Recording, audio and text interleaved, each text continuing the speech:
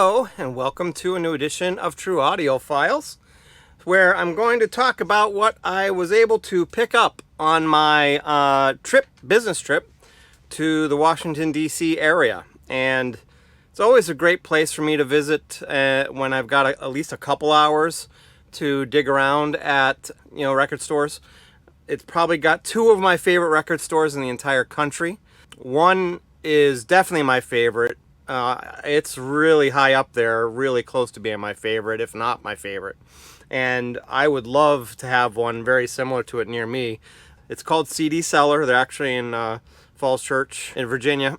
Yes, it says CD Cellar, but I think they actually have more records than they have CDs, and they actually have an amazing selection of audiophile releases.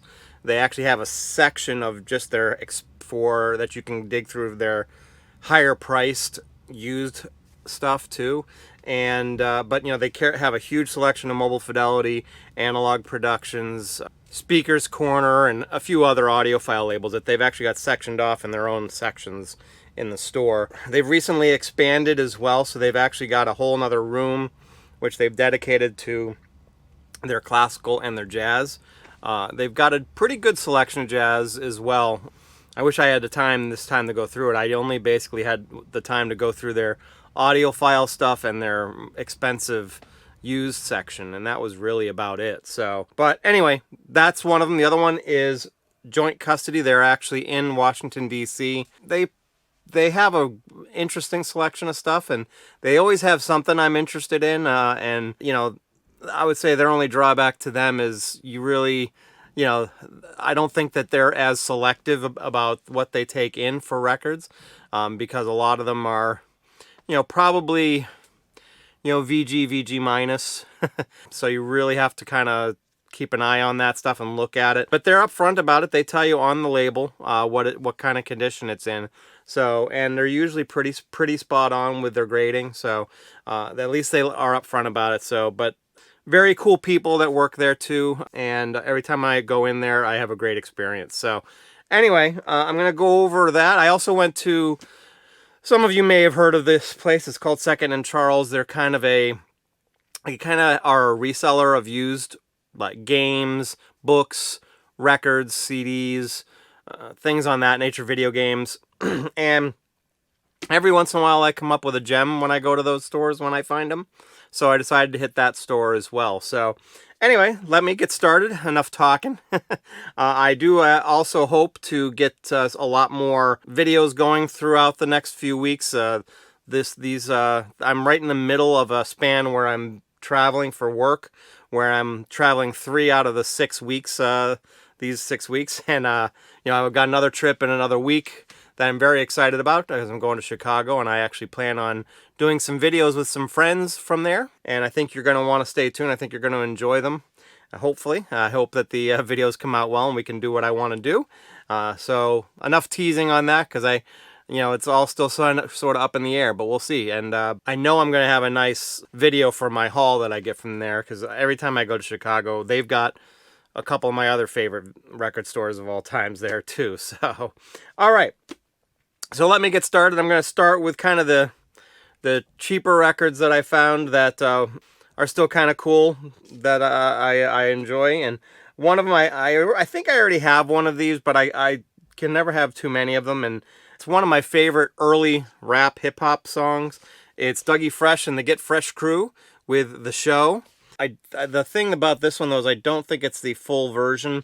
They actually have two versions where they actually break into into the Beatles' Michelle, and I think they had to take that out on subsequent releases of it. So, and I think this is the version that doesn't have that in it. So anyway, so that one's kind of cool. It's a 12-inch single.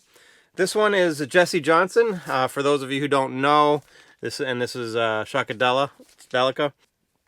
He was in The Time, before The Time got really popular. And this actually has a song called Crazy with Sly Stone. So excited about that. Again, I think I might have this one, but this is in really good shape, so I couldn't pass it up. This one's a pretty fun one. I think it's early 80s. Yeah, well, actually very early 80s. It's 1980. James Brown. I never have seen this one before, but Soul Syndrome, James Brown with a cowboy hat. I find that kind of fun. These next couple I bought mainly because I have bought either classic vinyl series reissues or tone poets of these two artists and have really enjoyed them, so I figured I'd give these a try because they weren't incredibly expensive. And this one's just a very, very bizarre cover, but this one's Jimmy Smith, Who's Afraid of a Virginia Wolf. So again, there's a couple of classic vinyl series reissues, and also there's a record, and the name of the album escapes me unfortunately now, but I bought a used copy of that record, and it had the song Root Down, which is, if that sounds familiar to you Beastie Boys fans, they sampled that song for one of their tracks. And so it's a very, very cool album, and I fell in love with it. So I'm going to give that album a try. The Concert McDuff with Brother Jack McDuff Quartet. I had actually recently watched one of Melinda Murphy's videos talking about her experience with that brother Jack McDuff. I think it's either a tone poet or a classic vinyl series reissue that I really liked, and sounds like she did too. So I found this and I figured I'd give it a try. I want to say, yeah, and it's also got George Benson on guitar on this one too, so I thought it'd be a kind of a fun listen. The next couple I bought are actually brand new, sealed. They're from CD Seller that I was telling you about, and are an example of some of the stuff that they have that's brand new that they've got. This is an Analog Productions version of Herbie Hancock Headhunter. I have probably 2 or 3 different variations of this as early pressings, but it's nice to actually get an audiophile version of it, because I don't have an audiophile version of this. I wasn't even familiar with that version of it. Here's a Speaker's Corner, Miles in Berlin. I don't even think I have a regular version of this one. Pretty excited about this one because it's got Herbie Hancock, Wayne Shorter, and Ron Carter on it, and they do So What, and a couple of other older classic Miles tunes. I'm not sure when this was recorded. I'm guessing it was probably mid-60s originally. I don't have my glass on, so I can't read it. But anyways, this next one is one I'm actually very, like all of them, obviously, I'm very excited about. But this is a Pure Pleasure audiophile reissue of Mingus Dynasty. I have a couple, I think I have a mono version of it that I'm not entirely happy with the sound quality of. So I'm hoping that this one sounds a lot better than that. It also has some extended versions of the tracks that are on there, so it's actually a 2 LP set. So these are starting to get into sort of the more expensive ones I bought. Well, the first one isn't all that expensive, but I found it very interesting and I got a great deal on it. So this one is Max Roach, Standard Time. The interesting thing about this one is a 2-record set. It's a new old stock that was from like 1984. Second and Charles had it for like $25 and they cut it in half on sale for $12.50. And then I think I got an extra 10% off of that, so I paid like $11 for this thing. But it's got Sonny Rollins, Kenny Dorham. It's also got Buddy Rich, I believe, as well on one of the tracks on drums. So all recordings from like the late 50s that they compiled together for this collection on this. And like I said, it's new old stock. It's still sealed. It's got an 84 copyright date on it. So I figured for $11 I couldn't go wrong. Anytime I can find this next group, one of their records that I don't already own in decent shape, and when I say decent shape, at least VG, I try to grab it, and this was no exception. This is Funkadelic. Let's Take It to the Stage. Basically, almost any time I find Funkadelic stuff, it's usually really, really beat up. And the cover on this one's in kind of rough shape, and you know the vinyl's by no means perfect, but it's better than what I usually find these in for condition, so it was good to be able to pick that up. Next one, I have to be honest with you, I'm a huge Coltrane fan, and I don't know if I've ever seen this before. I'm assuming it's just some sort of a compilation, but John Coltrane, The Africa Brass Sessions, Volume 2. Next one is one, this is kind of similar to the Funkadelic stuff, and I think it's mainly because a lot of people use them to probably DJ and scratch over with rap and hip hop, so they got kind of destroyed. But it's this one is James Brown. It's a man's world. What's really kind of fun about this one is, I mean, the condition's good. It's not great, but what's really fun about this is they've got a 8x10 that you could cut out and frame if you wanted to on the back, and you know, again, for a James Brown record, it's actually in pretty decent shape, and my experience has been is the ones on the King record label are typically, even though if they're kind of beat up, they still tend to sound okay. I took a risk on that one, even though it wasn't in perfect condition. This next one was about as perfect as you can get. You may be a couple of different flaws for those metal fans out there. I got Voivod, Roar. So I think it's a reissue, but it's like a late 80s reissue, so it's still pretty old. I don't have that record, so it's nice to check that one out. This next one I bought primarily because of the jacket. It's a 45, and also because of the artist too. I mean, it's David Bowie, Without You, but it's a cover done by Keith Haring for the single. Not a gigantic fan of the song, but it's good.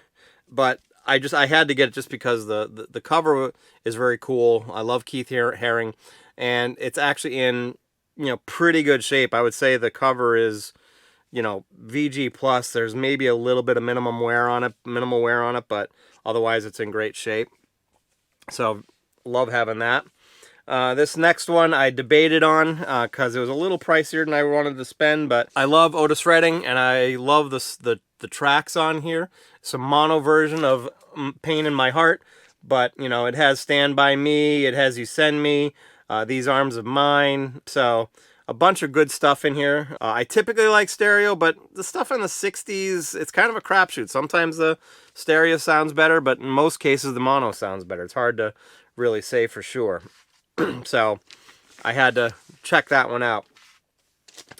This next one is another one that I kind of hemmed and hawed about because it was kind of pricey, but it was definitely one that I had a hard time passing up because I don't have a super spectacular copy of this. I have a reissue that came out for Record Store Day like a year or two ago, and it's decent, but got a Japanese pressing of Judas Priest Rock-a-Rolla.